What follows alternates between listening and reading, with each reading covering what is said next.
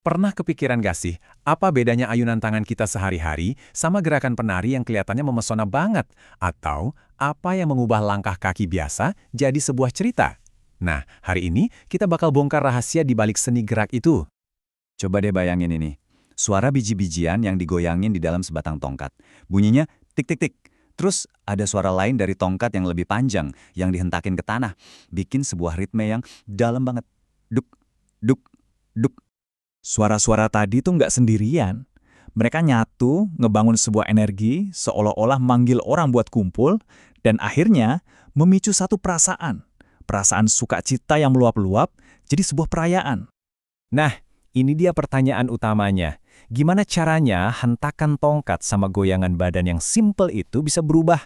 Gimana caranya itu bisa jadi sebuah bahasa universal yang dimengerti semua orang sebagai sebuah kegembiraan? Oke, yuk kita dalami ini. Buat menjawab pertanyaan tadi, kita bakal lihat satu contoh yang keren banget. Tari giring-giring. Ini bukan cuma tarian biasa ya. Ini adalah ungkapan semangat dan kegembiraan dari masyarakat suku Dayak Ma'anyan di Kalimantan Tengah. Yuk kita bedah sedikit tarian ini. Pertama, asalnya dari suku Dayak Manyan. Terus lihat deh propertinya. Di tangan kanan ada tongkat pendek yang bikin suara gemerincing dan di tangan kiri ada tongkat panjang yang dihentakin. Gabungin itu sama musik tradisional Dayak dan jadilah sebuah ekspresi murni rasa syukur dan kebahagiaan. Nah, ini nih yang menarik banget. Sering ada salah kaprah loh. Banyak yang ngira tari giring-giring itu dari Kalimantan Selatan. Padahal, tarian yang mirip di sana itu namanya tari gintur. Keduanya memang sama-sama pakai tongkat, sama-sama ekspresi kegembiraan, tapi asalnya dari wilayah dan suku yang beda. Detail yang penting banget nih. Oke, sekarang kita udah tahu apa itu tari giring-giring. Tapi, yuk kita balik lagi ke pertanyaan kenapanya. Apa sih yang bikin gerakan di tarian ini beda dari sekedar jalan sambil bawa tongkat? Apa yang membuatnya jadi seni? Dan kutipan ini menjawab semuanya dengan pas banget. Ini adalah konsep inti buat ngerti seni tari. Sebuah gerakan biar bisa disebut tarian harus punya nilai lebih.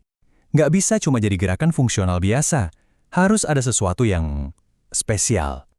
Kata kuncinya cuma satu, keunikan. Anggap aja ini bumbu rahasianya. Keunikan inilah yang mengubah ayunan tangan jadi ekspresi dan langkah kaki jadi sebuah cerita. Tanpa keunikan, gerakan ya cuma gerakan. Dengan keunikan, gerakan jadi tarian. Terus, gimana caranya seorang penari menciptakan keunikan itu? Jawabannya ada di cara mereka pakai instrumen utama mereka, yaitu tubuh mereka sendiri. Ada dua kemampuan internal yang penting banget di sini. Yang pertama namanya rasa kinestetis. Gampangnya, ini tuh kayak GPS internalnya penari. Kemampuan buat merasakan di mana posisi tangan, kaki, dan kepala mereka setiap saat tanpa perlu ngaca.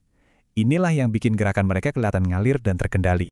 Dan yang kedua, kesadaran tubuh. Kalau rasa kinestetis tadi soal merasakan, nah kesadaran tubuh ini soal mengendalikan. Kemampuan buat merintahin setiap otot, setiap sendi buat bergerak persis seperti yang dimaui, demi menciptakan ekspresi artistik yang sempurna. Sekarang, mari kita lihat gambaran yang lebih besar. Tarian kayak giring-giring yang kita sebut tradisi, itu nggak muncul gitu aja dari langit. Setiap tradisi, pada awalnya adalah sebuah kreasi baru. Ada sebuah proses universal yang mengubah gerakan jadi tradisi. Nah, prosesnya tuh selalu kayak gini. Kita ambil gerakan sehari-hari. Misalnya gerakan menanam padi. Terus kita kasih sentuhan keunikan. Mungkin gayanya dibikin beda, dikasih ritme, dikasih ekspresi. Jadilah dia gerak tari. Nah, waktu gerakan ini diulang-ulang, diwariskan, dan jadi bagian dari budaya, akhirnya dia jadi sebuah tradisi. Siklus inilah yang melahirkan semua tarian di dunia. Jadi pada akhirnya, ya inilah inti dari semua yang kita bahas. Seni tari itu pada dasarnya adalah sebuah kemampuan magis untuk mengambil sesuatu yang paling biasa, yaitu gerak tubuh kita, dan mengubahnya jadi sesuatu yang luar biasa, penuh makna dan memikat. Dan sebagai penutup, coba deh kita renungin ini. Pikirin aktivitas harian kalian. Gerakan waktu bikin kopi di pagi hari, atau cara kalian jalan waktu lagi semangat. Kalau kalian kasih sedikit keunikan, kira-kira cerita apa yang bisa disampaikan oleh gerakan-gerakan itu?